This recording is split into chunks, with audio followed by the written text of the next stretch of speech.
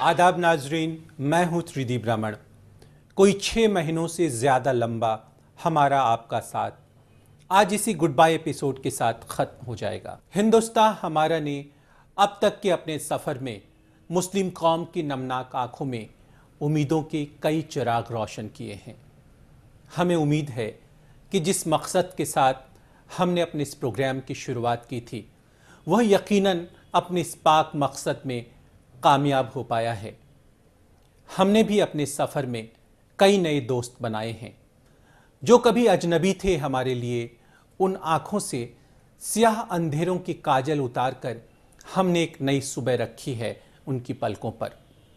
हम अपने उन दोस्तों से बस यही कहना चाहेंगे, ऐसा लगता है जिंदगी तुम हो, अजनबी जैसे अजनबी तुम हो, अब कोई आरजू नहीं बाकी, जुस्तजू मेरी आखिरी तुम हो। आदाब नाजरीन, मैं साइमा खान, मेरा भी आदाब कबूल करें। आप सबको अलविदा कहने के ख्याल से हम हिंदुस्तान हमारा का ये गुड बाय एपिसोड लेकर आए हैं। इतने महीनों के साथ जैसे उन हर लम्हों को हमने आपके साथ कहीं शिद्दत से जिया। आज आंखें नम हैं और दिल भारी, फिर भी हम अपने नाजरीन से बस यही इल्तिजा करना चाहेंगे, हंसो आज इतना कि इस शोर में सदा सिसकियों की सुनाई न दें। आज के एपिसोड में हम सबसे पहले पेश करेंगे बेस्ट ऑफ अवाम। जैसा कि आप जानते हैं, अवाम में हम आम आदमी की दास्ता पेश करते हैं, जिंदगी से लड़ने भिड़ने की उनके हौसलों की जुबानी। जा चुका है सब तो अब क्या जाएगा, यार पासा फेंक देखा जाएगा, खुद तराशीदा लकीरें ही ना पढ़, बोल जोगी साल कैसा जाएगा।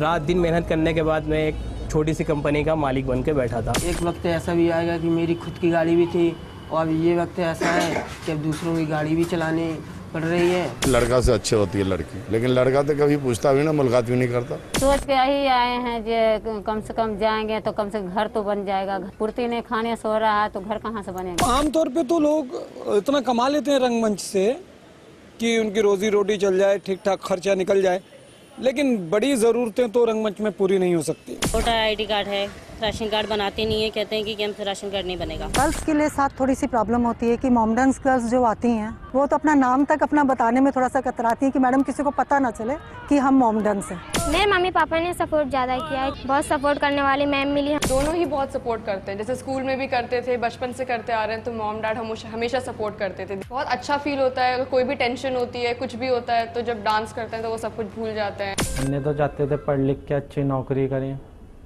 मगर हालात ऐसे थे जो हम पढ़ नहीं पाए। मतलब पापा मम्मी काफ़ी ज़्यादा मुझे लिबर्टी देते हैं हर मामले में, हर चीज़ में।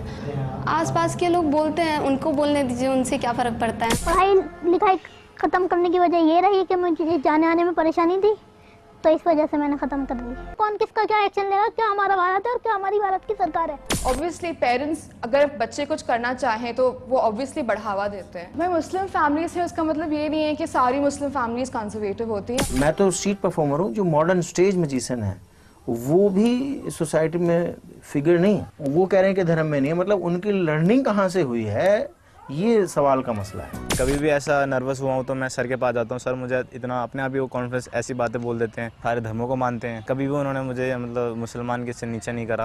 पढ़ाई लिखाई तो मैं समझता हूँ कि एक बड़ी अहम चीज़ है, बहुत ज़रूरी है, और जिसको मैं आज तक महसूस करता हूँ और सभी के लिए कहता भी हूँ कि इसके ऊपर ध्यान देना चाहिए, और जब ये वक्त निकल जाता तो फिर दोबारा नहीं आता। मेरी तालीमी सिलसिला भी जारी है, पढ़ाता भी हूँ, अभी तक पढ़े भी जा रहा हूँ। मेरे को तो मुस्लिम होने का बहुत बेनिफिट मिलता है कि उनको लगता है लोगों को कि हमारे पास ज़्यादा टैलेंट है।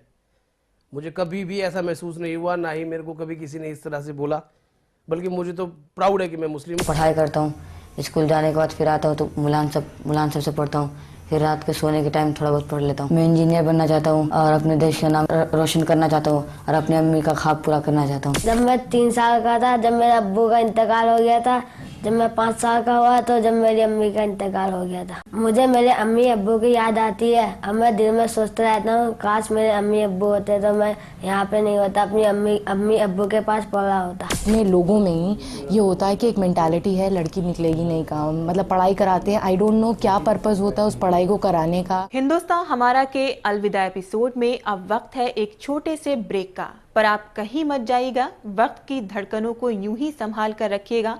हम लौट कर आते हैं पल दो पल में। मक्का मस्जिद के केस में हैदराबाद में जिन लड़कों को पकड़ा गया, 7 साल तक बेचारे ये लोग जेल में बंद रहे और पता लगा कि उसका करने वाले तो ये स्वामी असीमानंद और उनके चेले वगैरह थे।